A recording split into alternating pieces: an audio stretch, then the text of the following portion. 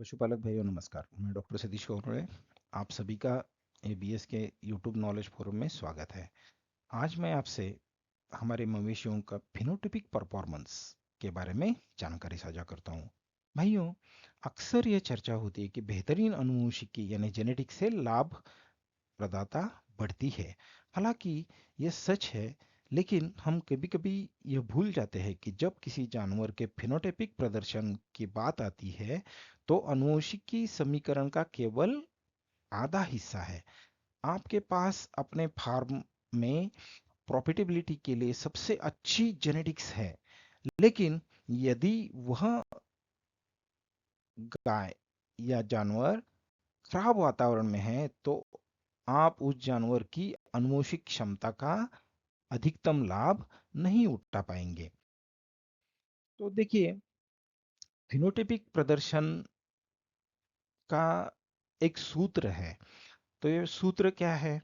एक रैखिक समीकरण है। Phenotypic is equal to G plus E. G यानी जेनेटिक्स, प्लस ई यानी एनवायरमेंट। तो इसमें फिनोटाइपिक में क्या आता है? पीए में जैसे हमें दिखने वाले कैरेक्टर्स, जैसे उसका दूध हो गया, उसकी बढ़ने की क्षमता हो गई, फैट हो गई, प्रोटीन हो गया, जो दिखने वाले कैरेक्टर्स हैं। जेनेटिक्स, जी यानी क्या हो गया? उसकी इनहेरेंट ब्लूप्रिंट और डीएनए, उसके सेल्स में जो डीएनए है जो एक्सप्रेस होते हैं, एक्सप्रेस होने के लिए होते हैं, जो उसके एंड पेरेंट्स की तरफ से आते हैं, वो जेनेटिक्स होता है। एनवायरनमेंट यानी क्या हो गया?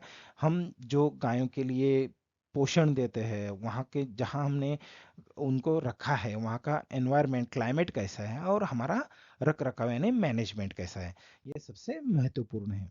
तो अगर हम एनवायरनमेंट की रोल की बात करें, तो कैसे? देखिए, हम वो गायों के परफॉर्मेंस के ऊपर अफेक्ट करता है। तो देखिए, सबसे महत्वपूर्ण फैक्टर्स में से पहला है न्यूट्रिशन।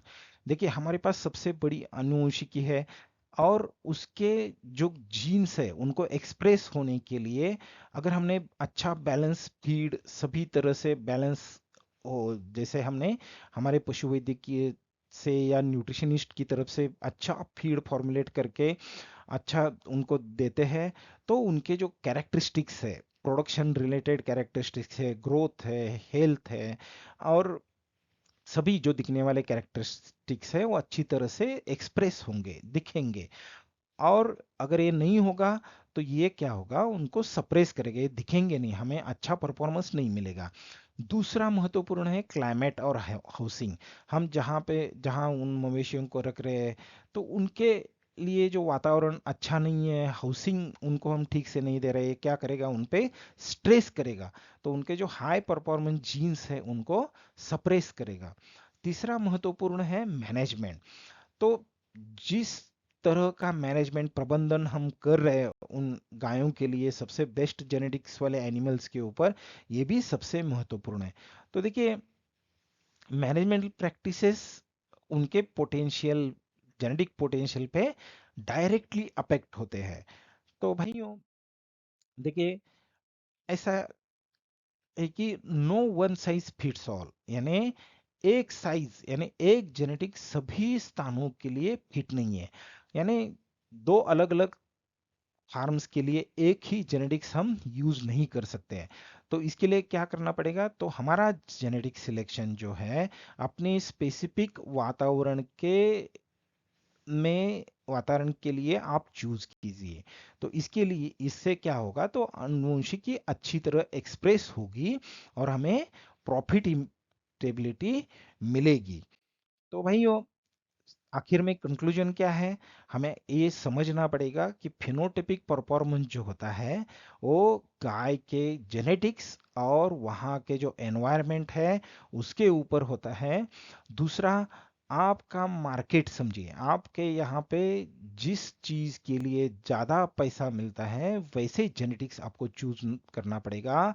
और आपका जो मैनेजमेंट है, बेहतरीन जेनेटिक्स चूज करने के बाद सबसे बढ़िया रखना पड़ेगा, उसका न्यूट्रिशन अच्छा रखना पड़ेगा, उसका फीडिंग, न्यूट्रिशन, फीडिंग मैनेजमेंट, उसका हर तरह से ठीक से रख रखाव करेंगे, तो आपने जो बेस्ट अनुवंशिकी चूज की है, वो फिनोटिपिक परफॉर्मेंस उसका बेस्ट रहेगा और आपको वो अनुवंशिकी बेस्ट प्रॉफिट देगी।